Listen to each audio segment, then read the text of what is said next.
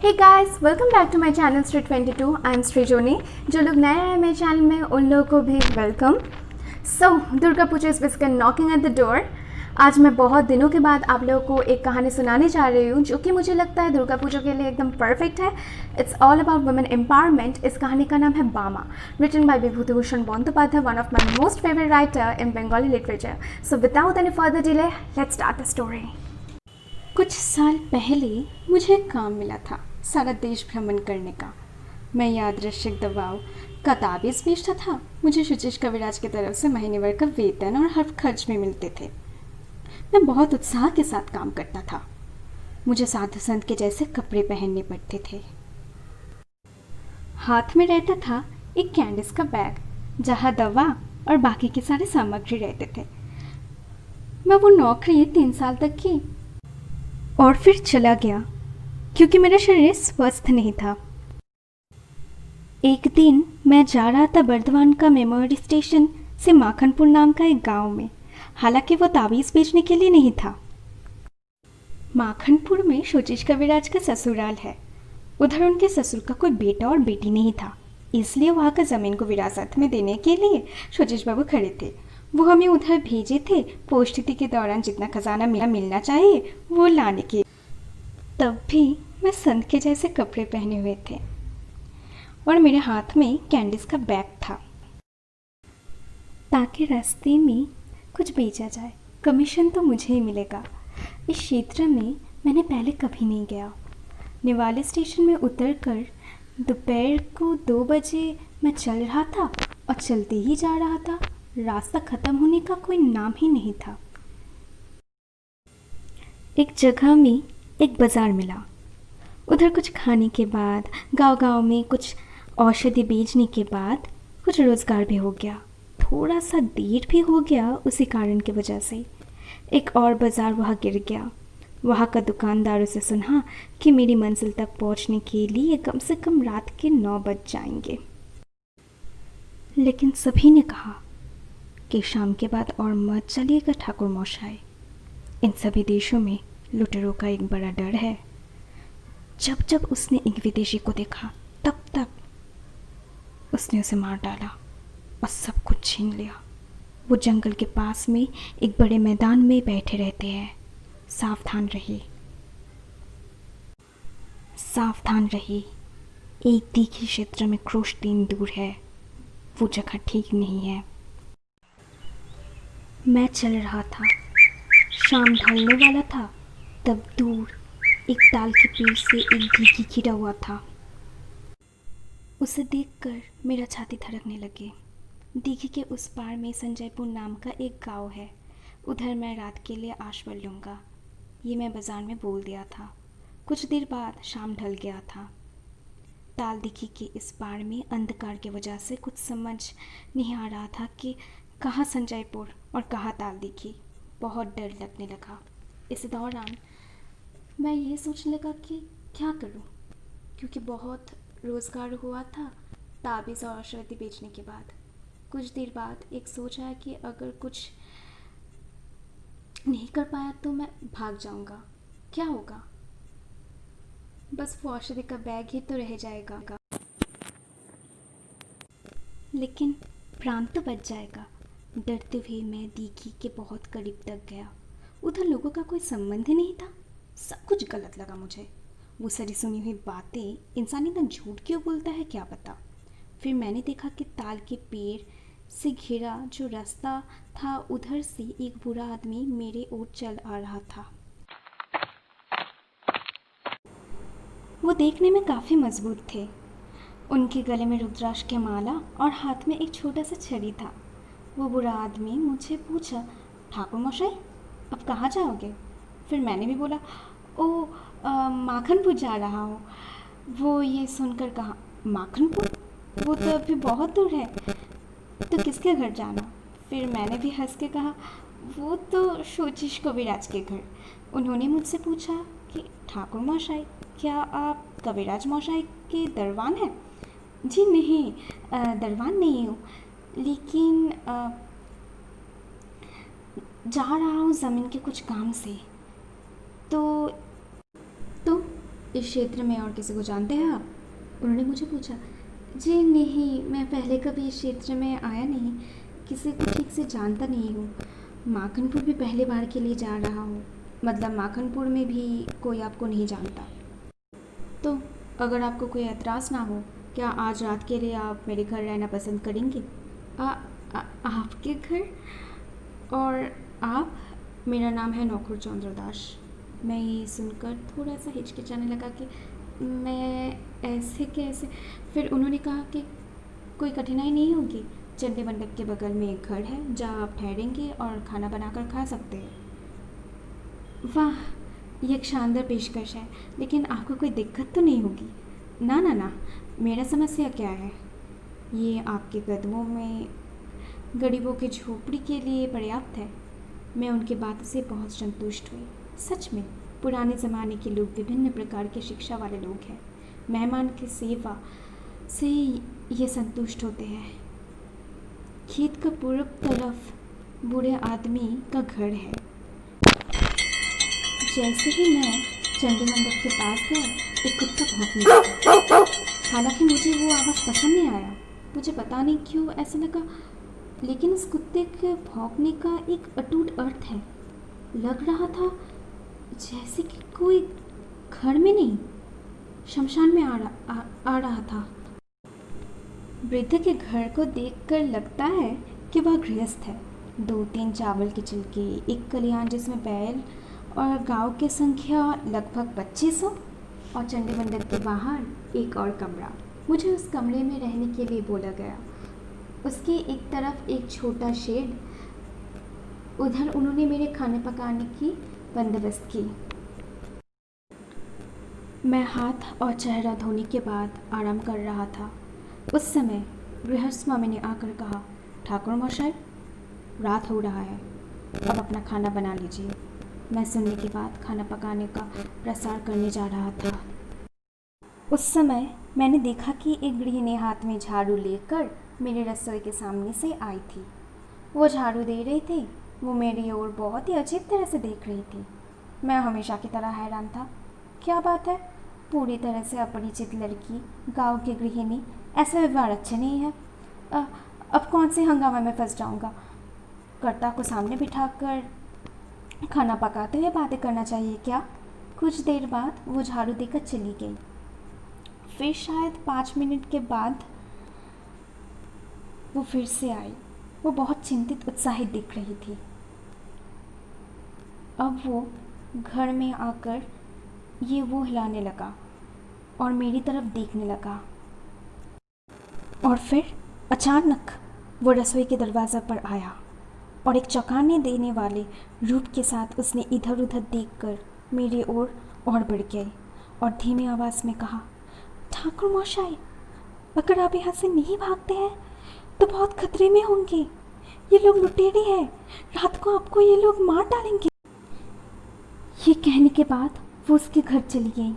सुनने के बाद मैं और नहीं रहा, मानो बिजली पूरे शरीर के साथ खेल रहे हो। पूरे हाथ और पैर निद्रालु होने लगा।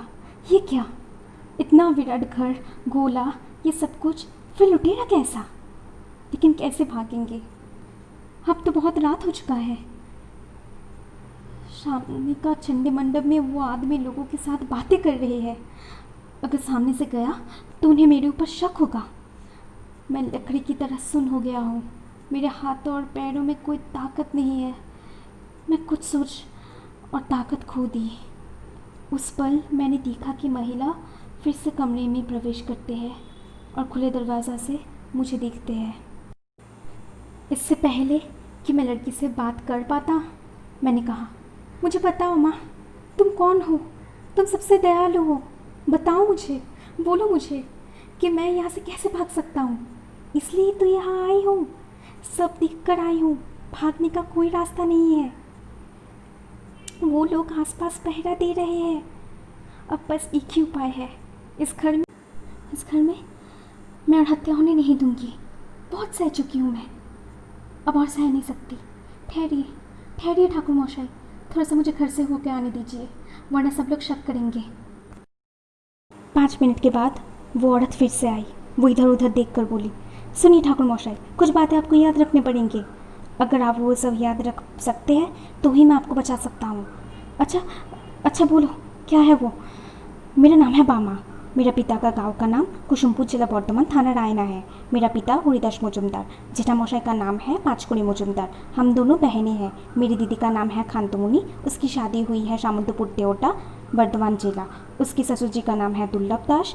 सब जात में बारूद है। मेरा पिता और जेठा मौसाई अब तक जिंदा है, लेकिन माँ नहीं रहा।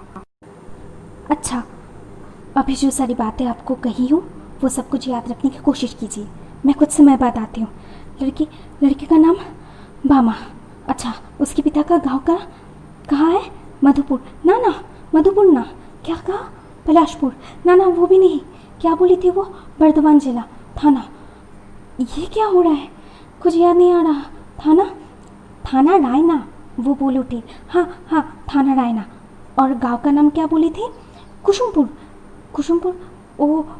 ओ हाँ, कुसुमपुर। मेरा जेठा मौसाई का नाम हरिदास मजुमदार। ना, हरिदास मजुमदार तो मेरा पिता का नाम है। मेरा जेठा मौसाई का नाम है पाँचकुड़ी मजुमदार। मेरा दीदी का नाम बोलिए ज़रा। हाँ, दीदी का नाम चिंतामणि। वो बोल उठी। नहीं, खांतमुनी। हाँ, खांतमुनी। ससुराल? हाँ, ससुराल। ठाकुर मौसाई, आप सब कुछ बिगाड़ देंगे। बोली तो थी सामंतपुर देवटा। हाँ, सामंतपुर देवटा। अब ससुर जी का नाम बोलिए ज़रा। हाँ, रामचंद्र दास। ना, दुर्लभ रामदास। हाँ, ये ठीक हुआ है। मैं कुछ समय बाद आऊँगी। हाँ, ठीक है। अगर अपने प्राण बचाना चाहते हैं तो याद रखने की कोशिश कीजिए। ग्राम कुसुमपुर, जिला बर्धमान, थाना रायना। उसके पिता हरिदास मजुमदार, दीदी खांतमुनी। ससुर का नाम दुर्लभ दास, थाना रायना, गांव कुसुमपुर। जेठा मौसाई पाँचकुड़ी मजुमदार।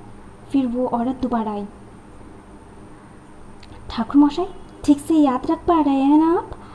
हाँ, सब ठीक से सर में घूम रहा है। मेरा दीदी की शादी कहाँ हुई है? कुसुमपुर में। क्या बोले? ना, सामंतपुर देवटा। जेठा मौसाई का नाम? जेठा मौसाई पाँचकुड़ी मजुमदार। हाँ, पाँचकुड़ी मजुमदार। गांव का नाम कुसुमपुर, थाना रायना। ससुर का नाम दुर्बल। क्या बोले? दुर्लभ राम। मेरी माँ के बारे में क्या बोली थी, याद है तो? हाँ, वो अब नहीं रहे। चलिए, आपको सब कुछ थोड़ा बहुत याद है। खाना खा लीजिए ठाकुर मौसाई। डरिएगा मत। मेरे पिता के घर के जब नाम और सब कुछ जान गए हैं आप, इसका मतलब है आपको मैं बचा पाई हूँ। अब सुनिए, खाना खाने के बाद ससुर जी को मेरे पिता के घर के परिचय देकर बोलिएगा आप उनका गुरुवंश है। मेरी नाम बोलिएगा और मेरी शादी कहाँ हुई है वो भी।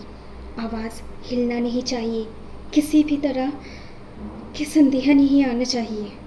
हाँ, मैं बहुत कोशिश करूँगा। अब मैं चलती हूँ, फिर आऊँगी। खतरा कब आए ये कहना संभव नहीं। बामा चली गई। मेरा दिल धड़क रही थी। ऐसे ही मैं खाना खा लिया। उसके बाद मैं घर में टहल रहा था। लग रहा था जैसे कि इस घर के सभी मुझे मारने की तैयारी कर रहे हैं। इसी वक्त गृहस्वामी नौकर चंद्र मेरे लिए पान लाए। ठाकुर मौसाई, खाना हुआ आपका? खाना? हाँ। पान खाएंगे? जी, ये लीजिए। पान खाने के बाद सो जाइए, बहुत रात हुआ। मुझे मच्छरदानी लगाने दीजिए और देरी मत कीजिए। हाँ, क्या बात है? मेरे चेहरे में क्या देख रहे हो ठाकुर मौसाई? आपको कुछ बोलना था। वो घर कुसुमपुर, थाना रायना, जिला बर्धमान। हाँ, ये सब क्या है? आप क्या बोल रहे हो? वो पाँचकुड़ी मजुमदार का वो जेठा मौसाई, मतलब पाँचकुड़ी मजुमदार है जेठा मौसाई? किसका? उन्होंने पूछा। तब मैंने बोला, जी बामा। उन्होंने कहा, बामा? हाँ, वो दुर्लभ दास। ना, दुर्लभ, वो हरिदास मजुमदार का बेटी बामा, उसका यही कहीं शादी हुई है ना। वो लोग जात में आप लोगों के जैसा बारूई है, ना, इसीलिए शायद आपको पता हो, उसकी जेठामशाई पाचकोनी मुजुमदार मुझे कहा था कि लड़की की ससुराल का खबर लेने को, इसलिए जब इस देश में आए हैं तब उन्होंने कहा। कुसुमपुर के हरिदास मुजुमदार बामा, आप इन्हें कैसे जानते हैं? मैं तो इनका गुरुवंश, यानी मेरा पिता का मंत्र शिष्य है वो लोग। ओह, ऐसा क्या? तो आप क्या कुसुमपुर होकर आ रहे हो? हाँ, उधर से ही तो आ रहा, मतलब आई हूँ। फिर उन्होंने मुझे पूछा, बामा का माँ, उनको देखा है? कैसा है वो? वो तो नहीं रहे, कुछ साल हुआ, वो नहीं रहे। और बामा का भाई, वो कैसा है? भाई, उनके बारे में तो मैं कुछ नहीं कह सकता क्योंकि मुझे उस बारे में कुछ भी नहीं पता, लेकिन उसका एक दीदी है खांतोमुनी, जिसकी शादी हुआ है सामंतपुर तेवटा, उसके बारे में जानता हूँ। अच्छा, आप बैठिए ठाकुर मशाई, मैं आता हूँ। मैं घर में बैठा रहा। कुछ देर बाद वो बामा के साथ लौट आया। उन लोगों के साथ एक मजबूत युवक भी था। उन्होंने कहा, ठाकुर मशाई, यही है बामा। मेरा बेटा शंभू के साथ इसका शादी हुआ है। मेरा बेटा शंभू। नमस्कार करो सब। बोमा, पहचान सकते हो इनको? हाँ ज़रूर, ये तो मेरे गुरुदेव का बेटा है। कैसे हो आप ठाकुर मशाई? बाबा कैसा है? अच्छा, बाबा अच्छा है। कितना बार देखा है, आपके कल्याण की ओर तूफान से गिर गया था, ठीक करवा दिया है उधर आप? हाँ, कार्तिक मशाई ने कर दिया है। आपकी माँ कैसा है? अच्छा है। अब जब पिताजी के घर जाऊंगा बहुत बड़ा करके षष्ठी पूजा करूंगा। गुरुदेव की शरीर अगर अच्छा नहीं रहा तो क्या आप वो पूजा कर देंगे? हाँ ज़रूर। बाबा का शरीर अगर ठीक है नहीं रहा तो मैं ही करूँगा। तब गृहस्वामी ने फिर से कहा, बोमा, देखना ठाकुर मशाई कल नाश्ता करके जाए। पश्चिम की ओर नारियल का पेड़ में अच्छे नारियल हुआ है, उनको नारियल देना। तब बामा ने कहा, आज्ञा बाबा। इसके बाद नौकरचंद्र, बामा, शंभू सब लोग चले गए। कुछ समय बाद खाना पानी के नाम से बामा आई। सारी खतरा टल गई है ठाकुर मशाई। अगर मेरी नज़र में नहीं आती तो आज फिर एक हत्या होता। इस कमरे में, इस बिस्तर में बहुत सारे लोग मरे हैं। इस ज़मीन के नीचे बहुत सारे लाश को दफनाया गया है। क्या? इस ज़मीन के नीचे लाश? पुलिस, इस गांव के लोग कुछ नहीं बोलता? कौन क्या कहेंगे इन लुटेरे के आगे? सब ऐसा है। अगर पहले ये सब पता होता तो पिताजी इधर मेरी शादी करवाते थोड़ी ना, लेकिन शादी के बाद सब पता चल गया है मुझे, सब कुछ। अब मेरा एक छोटा बच्चा हुआ है। ऐसा पापी घर में रहेगा तो उसका अकल्याण होगा। मेरी पति को मैं मना करती हूँ, लेकिन क्या करेगा वो? सर के ऊपर ससुर जी है, पुराना लुटेरा है वो, भैया है, कोई उपाय नहीं है। लेकिन आप अभी सो जाइए ठाकुर मशाई, और डरने की कोई बात नहीं है, सब कुछ ठीक हो गया है। हाँ ठीक है, सो जाता हूँ। सुबह विदाई लेने के वक्त वृद्धा नौकरचंद्र मुझे 5 रुपए का गुरु पूर्णिमा दिया। बामा को पीछे से पुकारा और कहा, तुम मेरा माँ हो, मेरा जीवन दात्री। आशीर्वाद करता हूँ तुम्हें, हमेशा खुश रहना, हमेशा। हे गाइस, मैं उम्मीद करती हूँ आप लोगों को ये कहानी अच्छा लगा, और अगर अच्छा लगा हो तो लाइक, शेयर एंड सब्सक्राइब करना मत भूलना। सब्सक्राइब करने के वक्त बेल आइकॉन को ज़रूर प्रेस करना ताकि जब भी मैं ऑनलाइन आऊँ मेरी आवाज़ अब तक सबसे पहले पहुँचे। সকলকে জানাই দুর্গাপুজো এবং नवरात्रिर शुभकामना एवं शुभेच्छा। बहुत अच्छे से मनाना और अपना फैमिली का सेफ्टी का ख्याल सबसे पहले रखना, और मुझे ढेर सारा प्यार देना। इसी के साथ ही आज का वीडियो को मैं इधर ही ख़त्म करती हूँ, और लव यू गाइस, बाय।